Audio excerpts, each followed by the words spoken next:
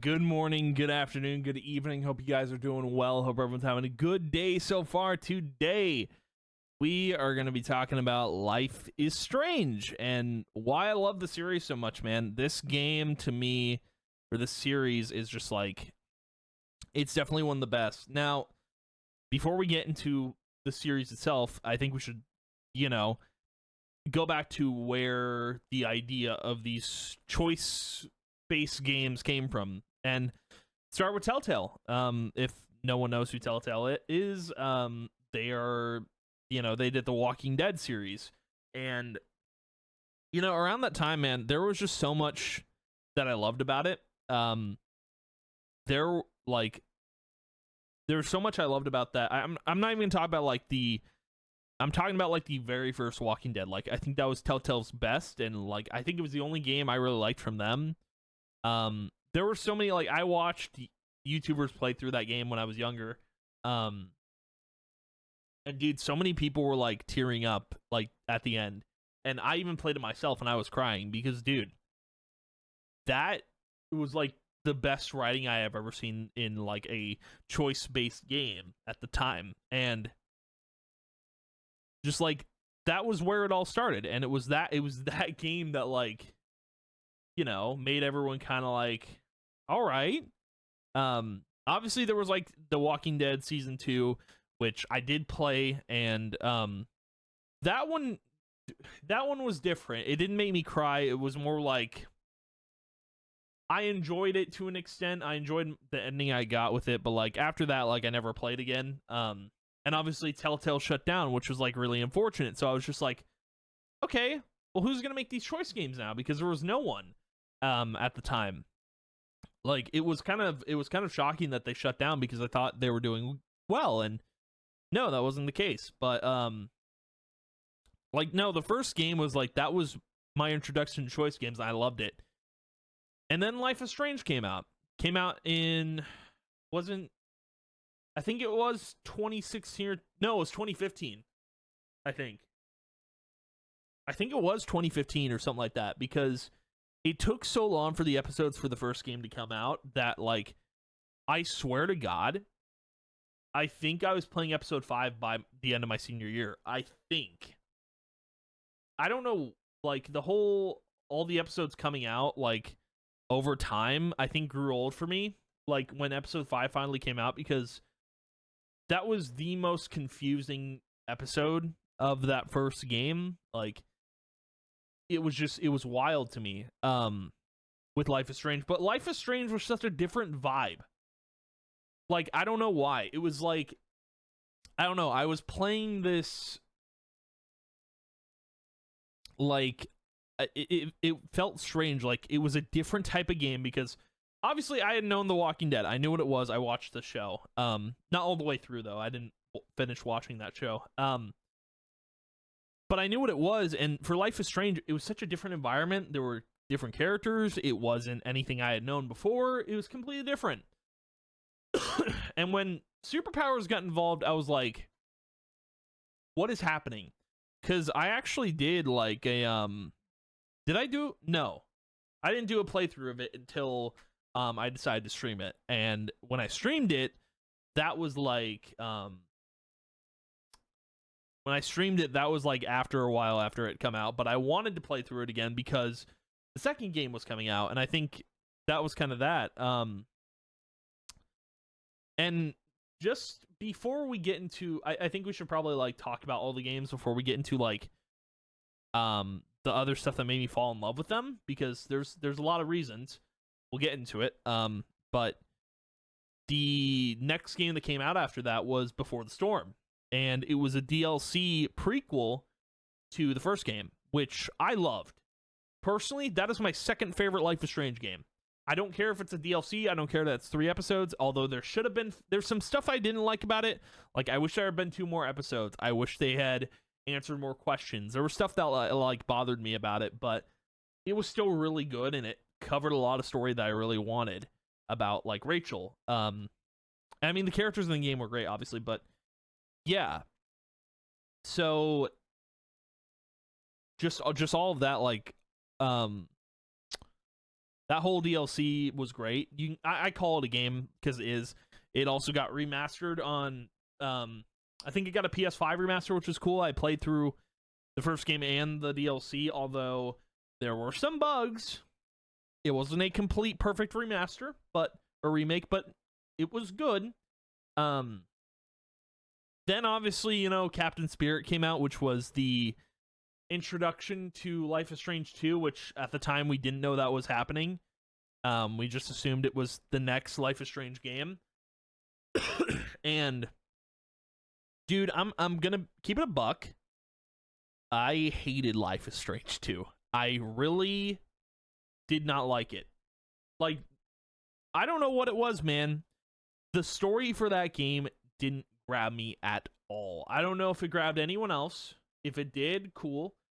To me, I felt like I wasn't in the Life is Strange universe anymore, and I was in a completely different one. And I lost my love for the game. Like, at that point, like, I was just like, whatever comes out next better be good. Like, it better, like, I better see something really, really good. Because I didn't feel the vibe of Life is Strange anymore. There wasn't, like, with Life is Strange 1, there was a cozy vibe with it. Like, there was mystery to it. There was this ambiance to it. And that was the same thing with Before the Storm. I felt this, like, cozy, at-home vibe.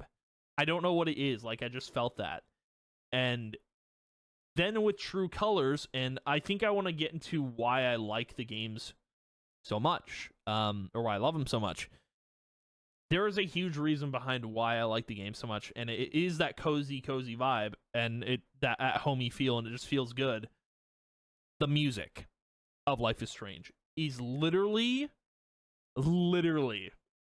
why I love the game so much. Why I love the series so much. The music in every game is really, really good. Now, I have my playlist up called The Spirit, which I have gone over on the channel. If you guys want to watch the video for that, it's behind my Spotify.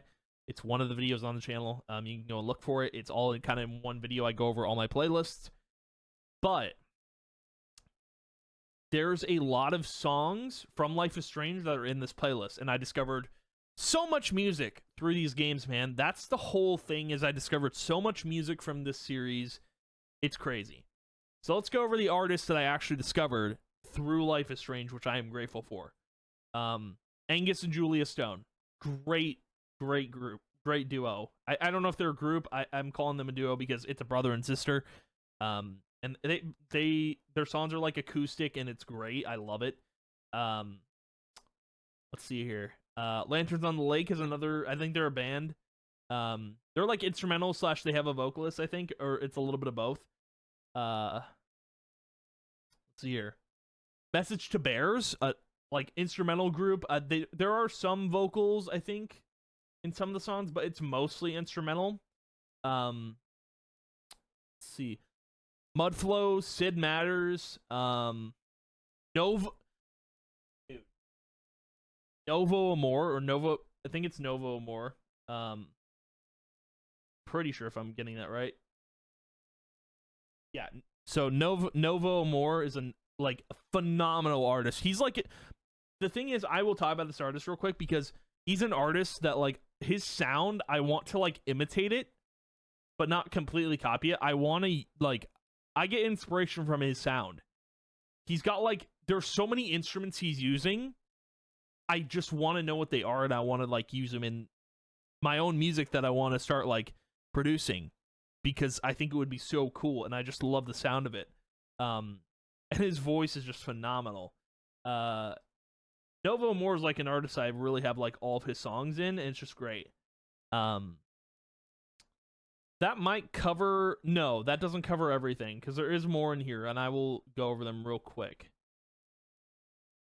Let's see if... Oh, here we go. So, Daughter. And I don't know if there's any more. There probably isn't. I think Daughter's like the last one, but let's go over this real quick. So,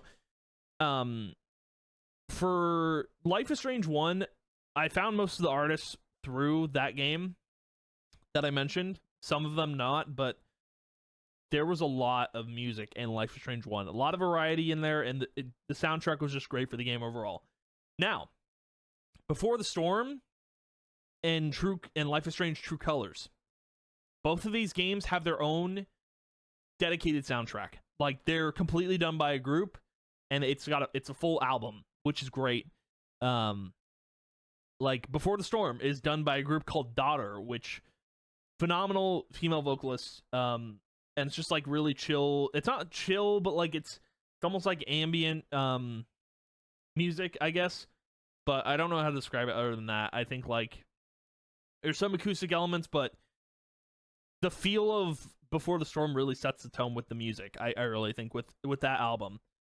Now, going into Life is Strange 2, funny enough, the music sucked in it. Like, not sucked, but like there wasn't, the music felt loose and I didn't really like all of it. That's just me. I think Life is Strange 2's music was like the weakest out of the entire series. Like, I'm dead serious. I'm not kidding. I just didn't like it. I could have done without it. But anyway, I digress. Let's get into Life is Strange True Colors. So if I had to pick an ordering for my favorite Life is Strange games, it would be Life is Strange True Colors at number 1, Before the Storm at number 2, Life is Strange 1 at number 3, and obviously Life is Strange 2 at number 4, which I don't really like the game at all. But, dude, Life is Strange True Colors was the best Life is Strange game they have ever put out. Now, the company that did Life is Strange 1 and 2, completely separate from who did Before the Storm and True Colors. It was done by a company, and do I have the hoodie? Hold on.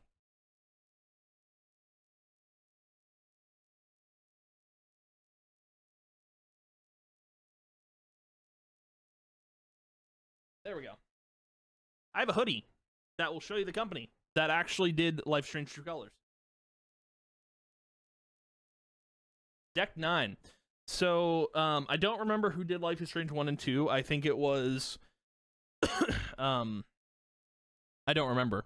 I really don't. And it's not really important. The thing is, with Deck 9, they made Life is Strange perfect. There is nothing wrong with those, like, 2 games that I mentioned, Before the Storm and True Colors. Like, for one, they released all the episodes for True Colors, like, all at once. They had it all ready, all done. And I think Before the Storm, for me, I think looking back at it, it was a learning point for Deck 9. And with True Colors, they nailed it on the head. Like, this was the perfect Life is Strange game. There was nothing wrong with it. It had the cozy vibe that I wanted. It felt at home, man. It felt good, and the whole... Dude, my throat is killing me. I'm sorry. I've talked a lot today. The soundtrack of True Colors is completely done by Angus and Julia Stone, which, again, they made music for Life is Strange 1. Not music for them, but, like, they had music in there. I think, like, it was off of their own album. But they actually made their own album for the Life is Strange True Colors game, titled Life. It's an album titled Life is Strange. Dude, I think that's awesome. That is phenomenal. That shows how much they love the game. Or that's just what they wanted to title their next album. But either way, coincidence or not, this game was solid. This was my favorite Life is Strange game. Now, I will say, location-wise, it's good. It's Colorado, but, dude, I've really wanted Life is Strange to do a Seattle-based game. I feel like, I don't know if it would feel the same cozy vibe, but to me, like, I really need to see it because that's, like, I'm in Washington, so it's something I really want to see. But whether or not that's going to happen, we'll find out. But there's been instances, like in Life is Strange 1, there's a scene where you go to Seattle, but you're only in a building, so it's nothing. Then, there's also Life is Strange 2, which you start the game being in Washington, and then you never go to Seattle, and I'm just like, missed opportunity there. So, I'm hoping the next Life is Strange game takes place in Seattle. Devs, if you are watching this video, throw it up. Like, do it. Throw up the concept. Go to Seattle, please. Deck 9, please. I literally, listen. I literally have a hoodie with your company logo on it. Freaking please, I'm begging you. But yeah, man, I think, like, I love this game so much. It made me feel like I did tear up at the, like, end. There were moments I loved in the game. There was nothing wrong with this game. It was just the perfect game. And the funny thing is, there's 2 vocalists for Alex, the main character, Alex Shen. Literally, there's the main vocalist that does the speaking lines. Then they have a singer, like an actual vocalist, for the singing parts in Alex Chen's story. I thought that was wild. I thought that was really cool. I've never seen that happen before, and I just thought that was bonkers. So yeah, a lot of cool stuff in Life is Strange True Colors, man. It's just, the series is great, and I hope it never ends. It's just, we need games like these to keep vibes going, you know? But yeah, that's what I want to talk about today. I love the series so much, and I can't wait to see where it goes from True Colors. I have a lot of faith in Deck 9. If it's another company doing it, I might buy it still, but like, chances are I might not love it as much. I hope Deck 9 continues to put out amazing Life is Strange games going forward. And yeah, that's going to be the video for today. But thank you guys for watching. If you did, I appreciate it a ton. I will see you guys in the next video. Bye.